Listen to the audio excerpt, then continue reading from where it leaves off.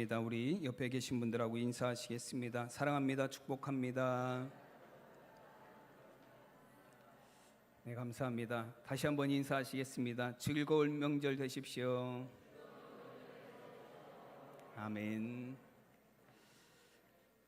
네, 우리 이제 추석 명절 또 연휴 기간에 끼어 있는 주일입니다. 여러분, 이렇게 주일 낮 예배 또 함께 하신 우리 성도님들 가운데 하나님이 주시는 은혜가 충만하시기를 바랍니다. 오늘은 저희가 데살로니가 전서 1장 2절에서 10절까지 말씀을 함께 봉독했습니다. 말씀의 제목은 믿음의 본이 되는 교회입니다. 우리 다 함께 제목을 따라 하시겠습니다. 믿음의 본이 되는 교회.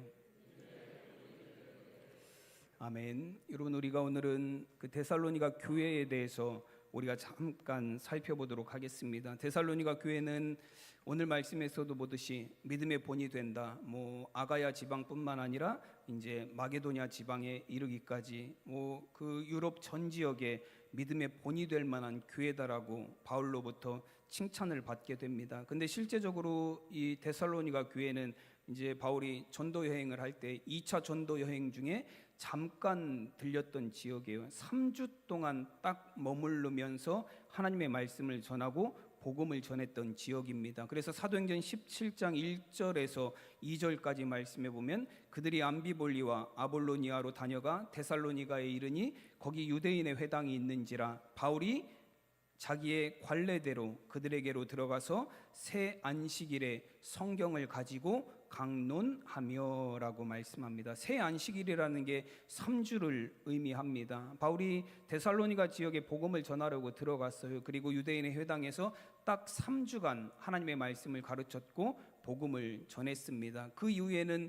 또 아시아로부터 쫓아온 유대인들에 의해서 결국에는 도망가게 되고 그 베레아 지역으로 이제 바울이 이동을 하게 됩니다. 그런데 바울이 데살로니가 교회에 대한 걱정을 많이 갖고 있었어요. 왜냐하면 다른 지역에서는 고린도에서는 2년도 머물렀고 에베소에서는 3년도 머물렀고 그렇게 머무르면서 교회를 또 성도들을 양육시키고 말씀을 가르쳤는데 데살로니가 지역에서는 3주밖에 못 머물렀기 때문에 걱정이 많이 되었습니다. 그래서 나중에 고린도에 도착했을 때 이제 편지를 먼저 디모데를 보내서 데살로니가 교회가 어떻게 잘 성장하고 있는지 알아보게 됩니다. 그리고 디모데가 돌아와서 데살로니가 교회가 믿음 안에 잘 성장하고 있고 잘 그들이 신앙을 갖고 이제 교회를 세워나가고 있습니다라는 좋은 소식을 듣게 돼요.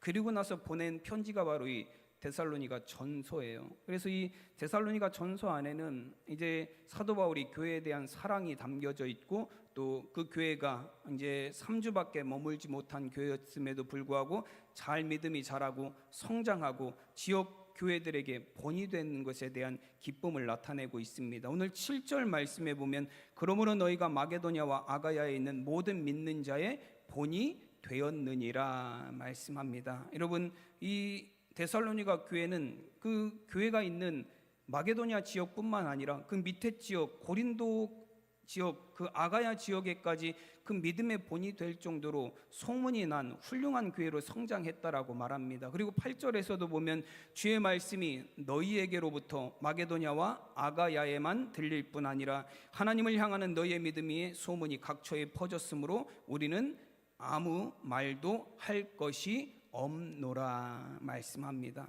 여러분, 데살로니가라는 작은 교회이지만 또 바울이 3주밖에 머물지 못하였던 교회였지만 그 교회가 이제는 잘 성장해서 이 아가야와 또 마게도니아 지역의 믿음의 본이 되는 교회가 되었습니다. 여러분, 그래서 그 교회를 통해서 마게도니아와 아가야에 있는 모든 교회들이 하나님의 말씀을 들을 정도로 여러분 복음의 통로가 되는 또 귀한 교회가 되었다라고 말씀합니다. 여러분, 오늘 데살로니가 전서 1장에서는 그렇게 데살로니가 교회가 믿음의 본이 될 수 있었던 몇 가지 조건에 대해서 말씀합니다. 그럼 비결이 분명히 있을 거예요. 믿음의 본이 될 수 있었던 데살로니가 교회가 다른 교회들에게 하나님의 말씀을 전하는 통로가 될 수 있었던 그런 비결이 분명히 있습니다. 그 비결에 대해서 뭐라고 말씀하시냐면 오늘 3절에서 보면 세 가지를 이야기하십니다. 너희의 믿음의 역사와 사랑의 수고와 우리 주 예수 그리스도에 대한 소망의 인내를 우리 하나님 아버지 앞에서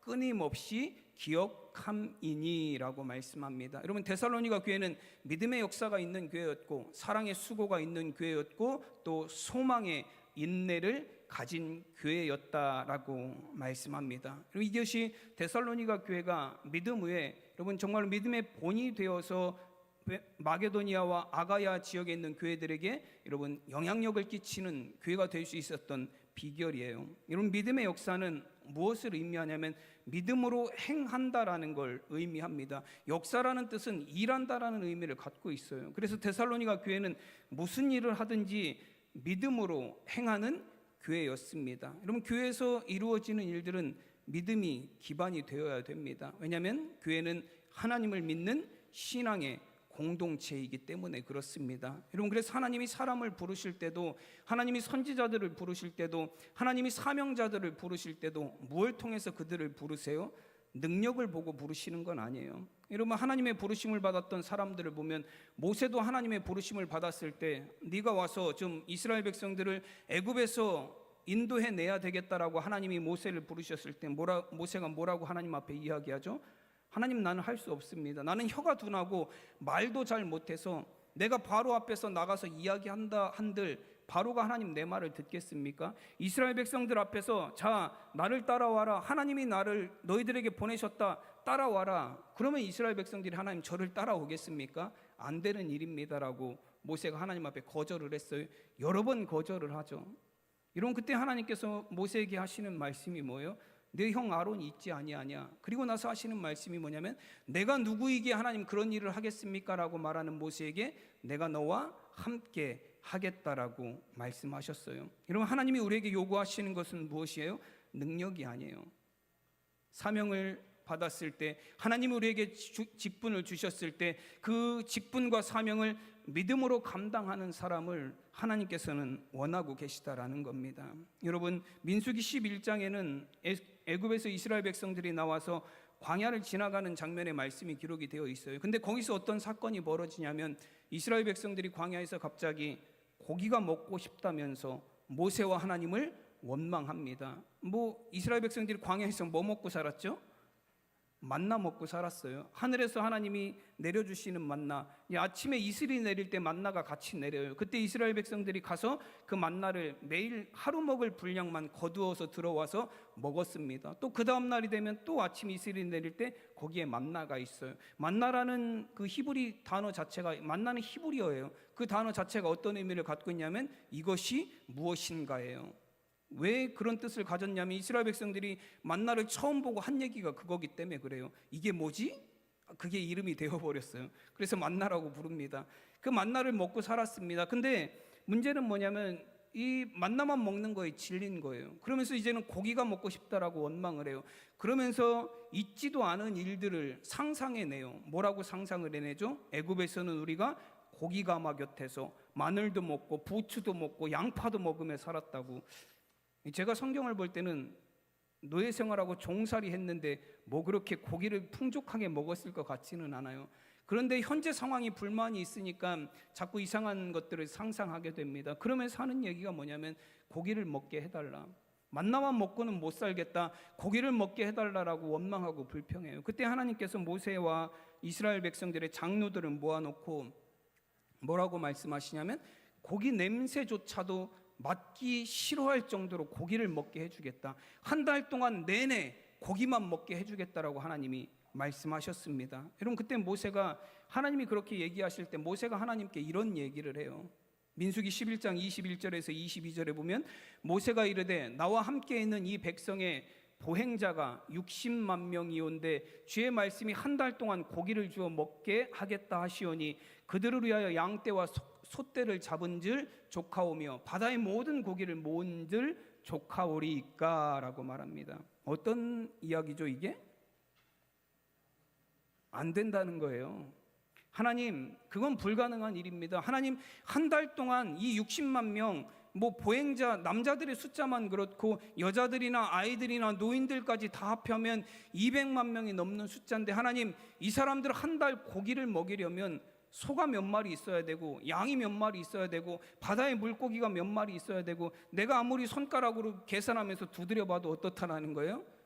불가능하다라는 거예요. 하나님, 그건 불가능한 일입니다.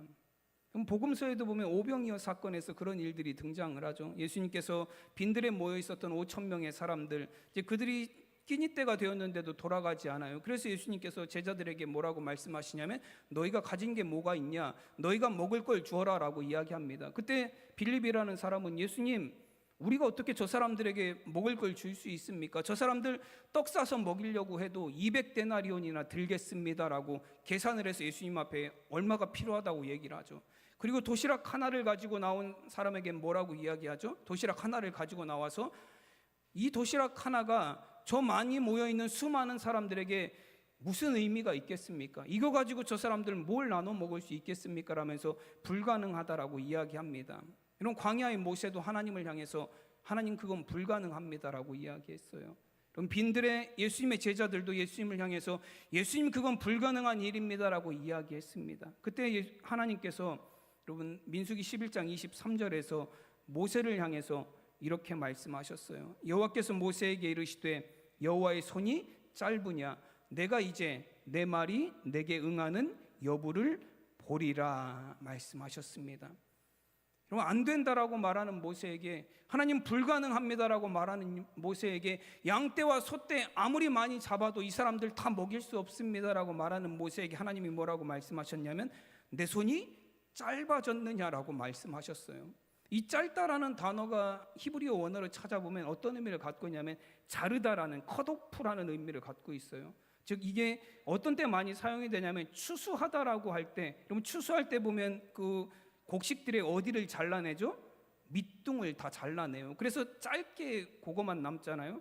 그것처럼 마찬가지로 하나님이 모세에게 말씀하시는 게 뭐냐면, 내 손이 짧아졌느냐라고, 하나님, 내 손이 잘려버렸느냐라고 말씀하시는 거예요. 그건 무엇을 의미하냐면, 모세야, 네가 믿는 하나님의 손이 짧아졌느냐, 네가 믿는 하나님의 손이 잘라졌느냐, 네가 믿는 하나님의 손이 짧아져서 너를 도울 수 없느냐라고 하나님이 말씀하신 거예요. 여러분, 우리는 믿음을 말합니다. 우리는 믿음에 대해서 말하고 믿음으로 살아간다라고 이야기하고 나는 믿음이 있다라고 말해요. 근데 여러분, 우리의 행동은 어떻죠?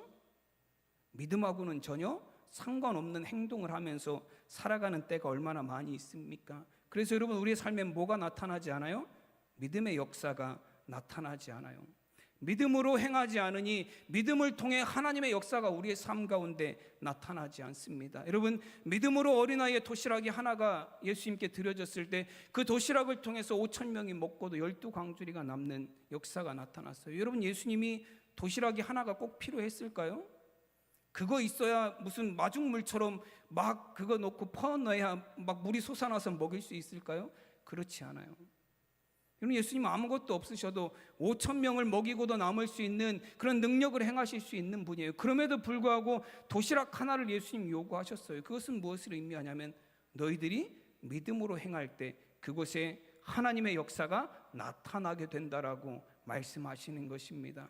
여러분, 지금도 여러분, 세상에 많은 사람들이 믿음으로 행하며 살아가는, 믿음의 역사를 이루어가는 사람들이 있습니다. 여러분, 우리는 믿음을 말하지만 믿음으로 행하지 않아요. 그래서 우리의 삶에 믿음의 역사가 나타나지 않습니다. 그러나 데살로니가 교회는 믿음을 말하고 믿음으로 행했고 믿음의 역사가 나타나는 교회였습니다. 오늘 9절 말씀에 보면, 그들이 우리에게 대하여 스스로 말하기를, 우리가 어떻게 너희 가운데 들어갔는지와 너희가 어떻게 우리 우상을 버리고 하나님께로 돌아와서 살아계시고 참되신 하나님을 섬기는지와 라고 말씀합니다. 이 데살로니가 지역뿐만 아니라 이 그리스 로마 지역, 마게도니아 아가야 지역은 우상이 굉장히 많던 지역이에요. 그리스 로마 신화가 거기서 다 나온 이야기들이잖아요. 수많은 우상들이 거기에 자리 잡고 있었습니다. 근데 데살로니가 교회가 복음을 받아들이고 예수님을 믿기 시작한 다음부터 어떤 일이 생겼냐면, 그들이 다 우상을 버렸어요. 그들은 실제로 예수님을 믿는 믿음을 가진 이후에 그들은 실제로 우상을 버리는 행동으로 그들의 믿음이 이어졌습니다. 그래서 주변 사람들이 데살로니가 교회를 보면서 이런 얘기를 한다라는 거예요. 그들이 우상을 버리고 하나님께로 돌아와서 살아계시고 참되신 하나님을 섬기는 삶을 살고 있습니다. 그들은 이제 환난과 고난 가운데서도 장차 오실 예수님을 기다리며 인내하는 삶을 살고 있습니다. 이게 누가 하는 얘기예요? 그 데살로니가 교회를 바라보는 아가야와 마게도니아 지역에 사는 사람들이 그 교회를 보면서 그런 얘기를 한다라는 거예요. 여러분, 데살로니가 교회 성도들은 믿음을 통해 변화된 삶을 살았습니다. 믿음이 그들의 삶을 변화시키는 능력이 되는 믿음의 역사가 나타나는 삶을 살았어요. 여러분, 그래서 데살로니가 교회가 믿음의 본이 되는 교회가 될 수 있었던 거예요. 여러분, 고린도후서 5장 7절 말씀에 보면 이는 우리가 믿음으로 행하고 보는 것으로 행하지 아니함이로다 말씀합니다. 여러분, 그리스도인들은, 하나님의 백성들은 믿음으로 행하는 사람들입니다. 믿음으로 주님이 주신 일을 감당하는 사람들인 줄로 믿습니다. 여러분, 세계적으로 그 암에 관한 권위자인 김희신 박사님이라는 분이 계세요. 그분이 존스 홉킨스 대학에서 종신 교수로 되셨고 책도 쓰셨어요. 암에 지는 사람, 암에 이기는 사람이라는 책도 쓰셨습니다. 근데 그분이 예전에 가천의대에 와서 암 이야기라는 강연을 하셨어요. 근데 그 강연을 하면서 했던 얘기 중에 하나가 뭐냐면 그 전 세계 암 환자들 중에서 가장 고치기 힘든 암 환자들이 한국 암 환자들이래요. 한국 암 환자들이 가장 고치기 힘든 암 환자들이래요. 그 이유가 뭐냐? 왜 한국의 암 환자들이 가장 고치기가 힘드냐라고 그 이유를 말할 때 뭐라고 이야기하냐면 한국 암 환자들은 믿음이 없대요. 그래서 고치기가 힘들대요. 어떤 믿음이냐? 첫째는 하나님에 대한 믿음이고 둘째는 의사에 대한 믿음이래요. 이 두 가지가 이 한국 암 환자들한테는 없다라는 거예요. 그래서 이분이 이제 미국에서 의사하고 교수 활동하시면서 암 환자들을 굉장히 많이 치료하셨을 거 아니에요. 근데 미국 암 환자들은 어떠냐면 암에 딱 암병이라는 진단을 받으면 첫째는 이런 믿음을 갖는데요. 나의 생명은 하나님께 달려 있다라는 믿음이래요. 그래서 죽고 사는 것이 하나님에게 달려 있다라는 거예요. 근데 여러분, 우리나라 사람들은 암에 딱 걸리면 어떻죠? 다 포기해요. 이제는 내 인생이 끝이 났구나. 지금은 좀 암이 많이 치료가 되면서 덜해졌지만 예전 같은 경우는 내 인생은 끝이구나 해서 다니던 직장도 그만두고 내 삶을 다 정리하기 시작한다라는 거예요. 근데 미국의 암 환자들은 그렇지 않다라는 거예요. 암이 걸렸어도 평소처럼 직장 생활하고 물론 내 몸이 버텨내는 데까지 평소처럼 가정 생활도 하고 평소처럼 내 주변의 삶을 되돌아보면서 산다라는 거예요. 내가 움직이지 못할 때까지 그냥 평범하게 산대요. 왜냐하면 그들 안에는 내 생명을 주관하시는 분은 하나님이시다라는 믿음이 있기 때문이라는 거예요. 그리고 두 번째는 한국 암 환자들은 의사를 믿지 못한대요. 그래서 의사가 아무리 말을 해도 이런 약을 먹고 저런 치료를 받고 이렇게 안내를 해도 말을 잘 안 듣는데요. 어디서 소문 듣고 와서 암에 이게 좋다는데 먹어도 되냐고. 그래서 의사 선생님 먹으면 안 된다고 그래도 결국에 어때요? 가서 비싼 약들을 지어다가 사다가 다 먹고 와서 나중에 문제가 생기서 알고 보면 의사 선생님이 먹지 말라고 한 것들, 어디서 소문 듣고 좋다고 한 것들 다 본인이 알아서 다 갖다가 먹어서 결국에는 치료가 어렵게 만든다는 거예요. 실제로 그런 것 같아요. 우리나라 사람들은 뭐가 좋다고 하면 휩쓸리는 경향이 있죠. 그래서 씨가 마르는 경우들이 굉장히 많이 있어요. 제가 예전에 뭐가 좋다는 쇠비름인가요? 네, 쇠비름인가 그게 좋다고 소문이 나니까 쇠비름 장아찌, 쇠비름 무침해서 온통 반찬이 다 쇠비름으로 돼서 그게 평소에는 잡초처럼 여겨서 사람들이 거들떠도 안 보는 거라 그러더라고요. 쇠비름이 그게 뽑아서 그냥 아무데나 던져놔도 막 사는 생명력이 있는 거라 그래서 이제 좀 몸에 병이 있는 사람들이 먹으면 그 생명력을 거기서 얻을 수 있다 해서 그때 한동안 유행해서 그렇게 널리고 널린 쇠비름이 길거리에서 찾아보기 어려웠던 시절이 있었던 것 같습니다. 좋다 그러면 의사 말에도 불구하고 그러면 좋다고만 하면 그냥 내가 확신하고 가서 막 먹는 거예요. 아무 약이나 아무 치료나 다 받고. 그러다 보니까 의사들이 치료하기 힘든 환자들이 한국 암 환자라고 합니다. 그리고 이 김희신 박사님이 평생 동안 이제 암을 치료하면서 한 20여 명 정도는 도저히 치료될 수 없는 그런 환자들이 있었대요. 도무지 치료할 수 없고 나을 수 없는 상태였던 사람들이 있다라는 거예요. 근데 신기하게 그런 사람들이 낫는 사람들이 있대요. 심지어 어떤 환자는 난소암 4기로 병원에 들어왔는데 한 달이 지나도 안 죽고 두 달이 지나도 안 죽고 18년째 살고 있대요. 근데 18년대 사는데 그렇다고 해서 암이 없어진 게 아니래요. 암덩어리는 여전히 그 안에 있고 암덩어리도 점점점 커졌는데 살고 있대요. 근데 신기한 건 뭐냐면 암 수치를 체크해 보면 정상으로 나온대요. 암덩어리는 몸에 있는데 암이 없다라고 나오는 거예요, 수치에서는. 그리고 실제로 건강하게 살고 있대요. 그래서 강연을 듣던 사람들 중에 그 한 사람이 물었어요. 박사님이 생각하시기에 그러면 그렇게 불치 판정을 받았는데도 그렇게 치료되고 지금도 건강하게 살고 있는 사람들의 비결이 무엇입니까? 라고 물었더니 이 박사님이 비결은 한 가지 있다라고, 그들의 공통점이 한 가지 있다라고 얘기했어요. 공통점은 뭐냐면 겸손이라고 이야기했습니다. 내가 아니라 하나님을 의지하는 겸손. 그럼 그걸 다른 말로 이야기하면 뭐가 되죠? 믿음이에요.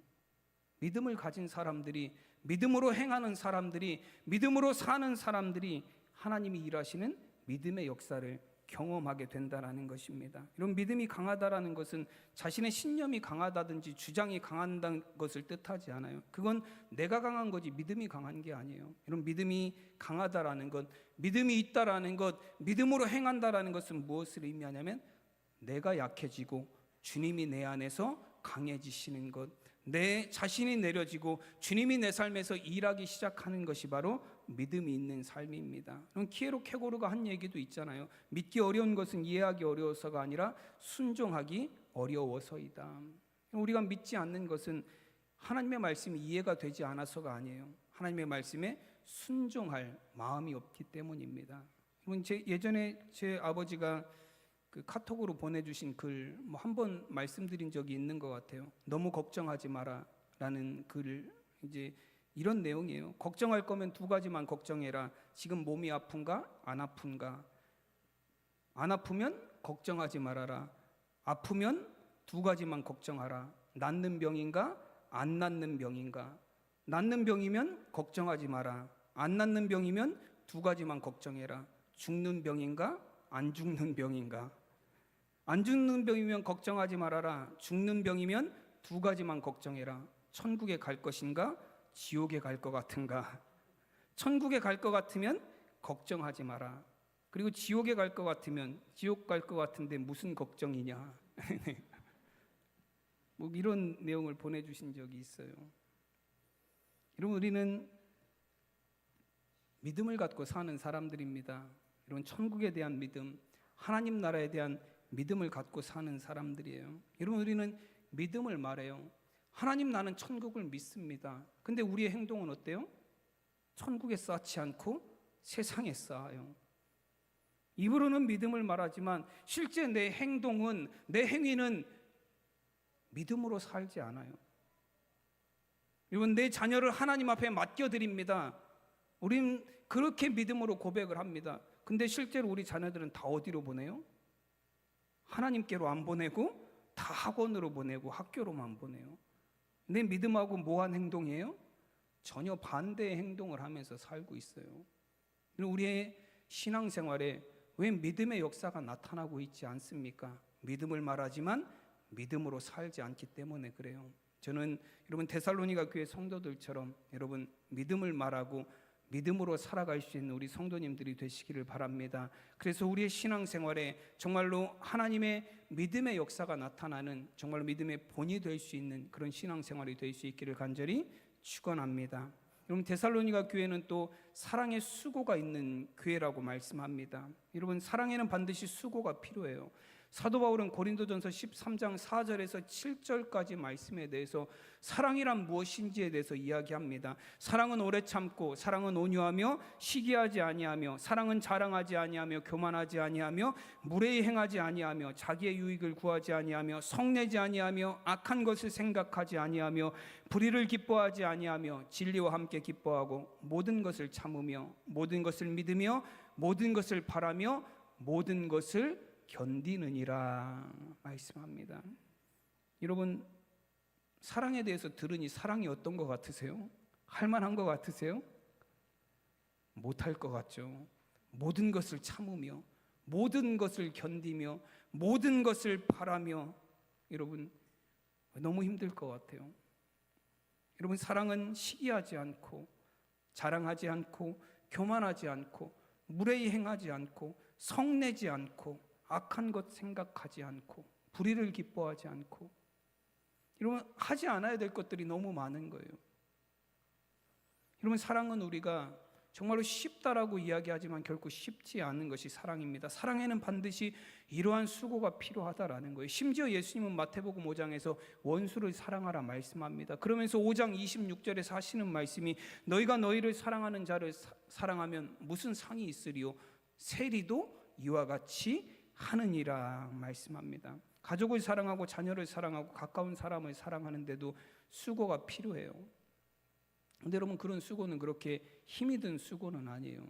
제가 지난 장로님들 원래 할 때도 했던 얘기 중에 하나인데요, 어떤 아이 하나가 엄마한테 이런 얘기를 해요. 엄마, 나 사랑해? 라고 물었어요. 그랬더니 엄마가 그럼 내 우리 아들 정말로 사랑하지. 내 목숨도 아깝지 않을 정도로 우리 아들을 사랑하지.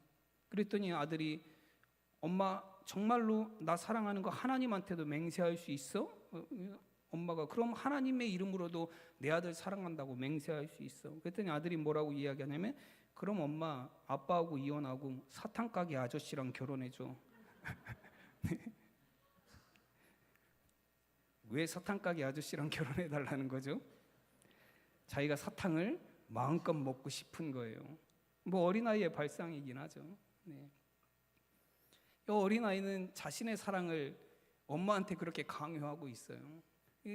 엄마가 나를 사랑하면 그 정도 수고쯤은 해줘야 된다라는 뭐 그런 생각을 아이가 갖고 있는 것 같습니다. 여러분, 실제로 사랑이라는 건, 사랑의 수고라고 말할 때 수고라는 단어는 어떤 의미를 갖고 있냐면 괴롭다라는 의미를 갖고 있어요. 여러분, 수고라는 단어는 진이 빠지다라는 의미를 갖고 있습니다. 여러분, 우리가 가족들을 사랑하고 우리 이웃들을, 나를 사랑해주는 사람을 사랑하는 건 그렇게 어려운 일이 아니에요. 근데 여러분, 나를 대적하는 사람들, 심지어 예수님이 말씀하신 것처럼 원수를 사랑해야 되는 상황, 여러분, 이 대화하기 정말로 불편한 사람하고 앉아있는 건 여러분 아무것도 안 하고 진짜 5분만 그 사람하고 같이 앉아만 있어도 어떻죠? 피곤해요. 네. 앉아만 있어도 피곤합니다. 정말로 진이 다 빠지는 것 같아요.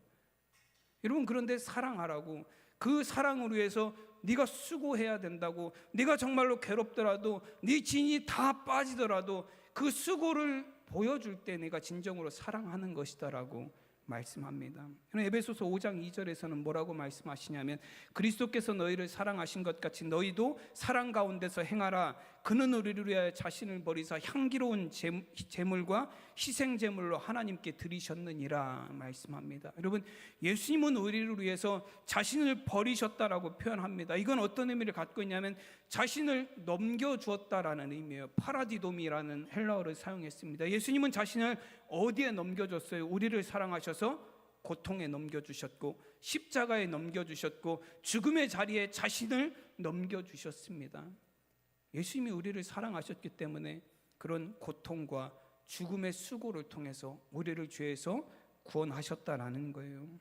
요한복음 13장 1절에서 보면 유월절 전에 예수께서 자기가 세상을 떠나 아버지께로 돌아가실 때가 이른 줄 아시고 세상에 있는 자기 사람들을 사랑하시되 끝까지 사랑하시니라 말씀합니다. 이 말씀의 배경은 최후의 만찬이에요.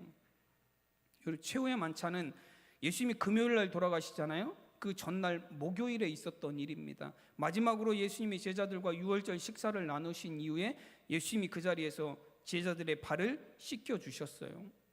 제자들의 발을 씻겨주셨습니다. 끝까지 사랑하셨다라는 말씀이 나온 이후에 제자들의 발을 예수님이 씻으시기 시작했어요. 그리고 그 제자들의 발을 씻으실 때 예수님은 이미 자기를 팔 자가 누구인지 알고 계셨어요. 요한복음 13장 11절에 보면 이는 자기를 팔 자가 누구인지 아심이라 그러므로 다는 깨끗하지 아니하다 하시니라 말씀합니다. 예수님은 이미 가룟 유다가 예수님을 팔아버린 것, 은 30에 넘겨버린 것, 이제 내일 밤이 되면 그 사람들이 와서 나를 잡아갈 것이다라는 것, 가룟 유다가 배신자라는 거 알고 계셨습니다. 근데 예수님이 알고 계심에도 불구하고 그 12제자의 발을 다 씻으셨어요. 요한복음 13장 어느 구절에도 가룟 유다의 발은 빼놓고 씻으셨다라는 구절이 없어요. 가룟 유다의 발은 예수님이 안 씻고 넘어가셨다라는 구절이 없습니다. 다 발을 씻어 주셨어요. 예수님을 은 30에 팔아버린 그 가룟 유다의 발까지도 예수님 씻으셨습니다. 그리고 나서 예수님 요한복음 13장 15절에서 제자들의 발을 씻으시고 이런 말씀하셨어요. 내가 너희에게 행한 것 같이 너희도 행하게 하려 하여 본을 보였노라 말씀하셨습니다. 예수님이 행하신 게 무엇이에요? 예수님이 행하신 사랑이 무엇입니까? 나를 은 30에 팔아버리는 그 배신자이고 대적자인 가룟 유다까지 그 발을 씻으신 그 예수님의 사랑을 의미합니다. 수고 없는 사랑이 아니라. 그럼 예수님이 가룟 유다의 발을 씻으시면서 어떤 생각하셨을까요? 여러분, 나를 팔아버릴 사람, 나의 원수가 될 사람, 나를 죽음에 넘겨줄 그 사람의 발을 씻으면서 여러분 어떤 생각이 드실 것 같으세요? 그 발을 확 뽑아버리고 싶지 않을까요? 네. 뭐 그런 생각이 들 것 같아요. 근데 예수님이 그 발을 씻으셨어요. 그러면서 제자들에게 보여주신 거예요. 내가 너희에게 행한 것 같이 너희도 행하라. 여러분, 나중에 제자들이 가룟 유다가 예수님을 팔았고 그 때문에 예수님이 죽었고 그리고 예수님이 그때 발을 씻으셨고 예수님이 하신 말씀을 기억하면서 제자들이 어떤 생각을 하겠습니까? 유다의 발을 씻으신 예수님, 원수의 발을 씻으신 예수님, 대적의 발을 씻으신 예수님, 예수님이 그렇게 사랑하신 것처럼 우리도 그렇게 사랑해야지. 여러분, 그것이 제자들이 예수님의 사랑의 수고를 통해서 배우게 된 참된 사랑이에요. 여러분, 사랑에는 반드시 수고가 필요합니다. 근데 그 수고를 위해서는 내가 괴롭고 힘들 수밖에 없어요.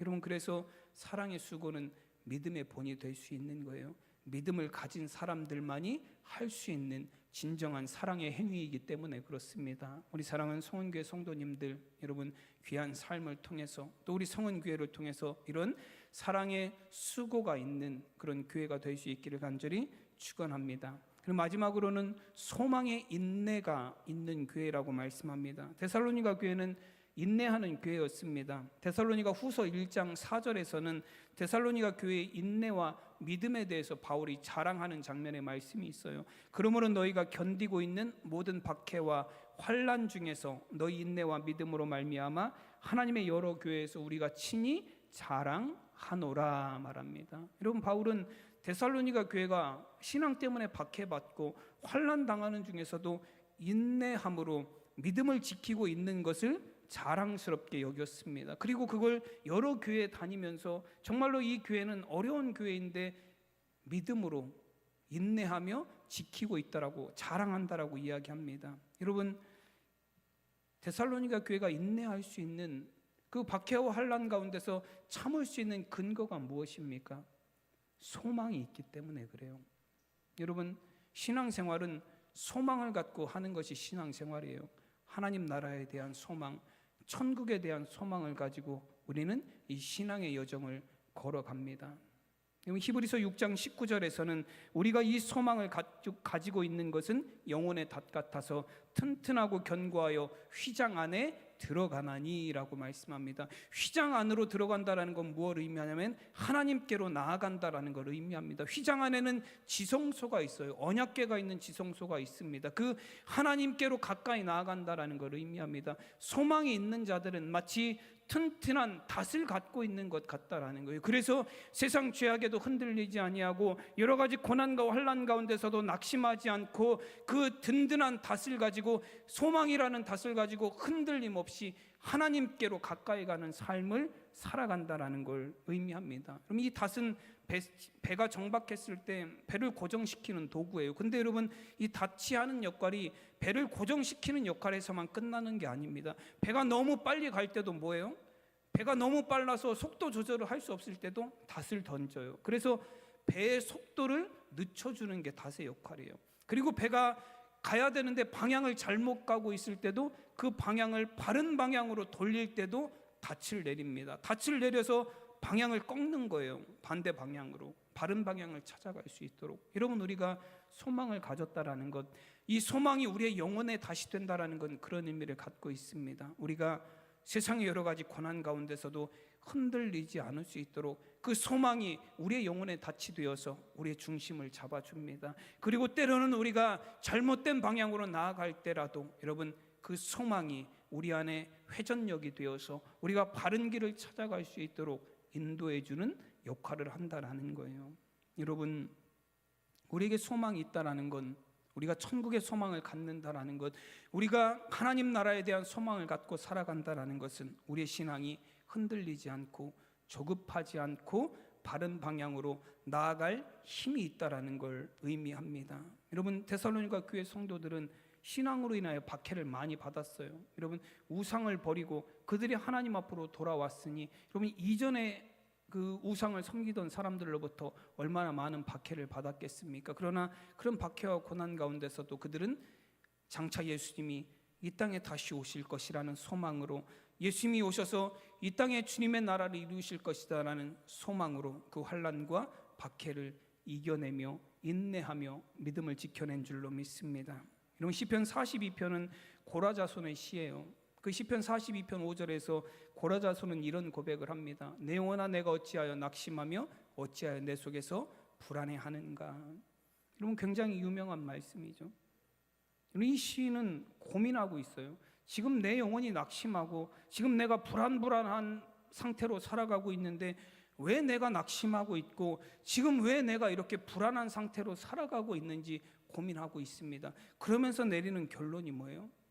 내가 왜 낙심하고 왜 불안한가라고 결론을 내려보니 뭐라고 결론을 내리냐면 내가 소망을 세상에 두었기 때문이라는 거예요. 내가 세상 재물에 두었고, 내가 소망을 세상 성공에 두었고, 내가 소망을 세상의 명예와 권세에 두었더니 내가 낙심하고 흔들리는 삶을 살아간다라고 고백을 합니다. 여러분, 그래서 시인은 그 다음 시편 42편 5절에서 이런 후반절에서 이런 고백을 합니다. 너는 하나님께 소망을 두라. 그가 나타나 도우심으로 말미암아 내가 여전히 찬송하리로다 라고 말합니다. 너는 하나님께 소망을 두라라는 말씀이 영어 버전 성경에는 뭐라고 되어 있냐면 Fix my eyes on God 이라고 되어 있습니다. 나의 시선을 하나님께만 고정하라라는 거예요.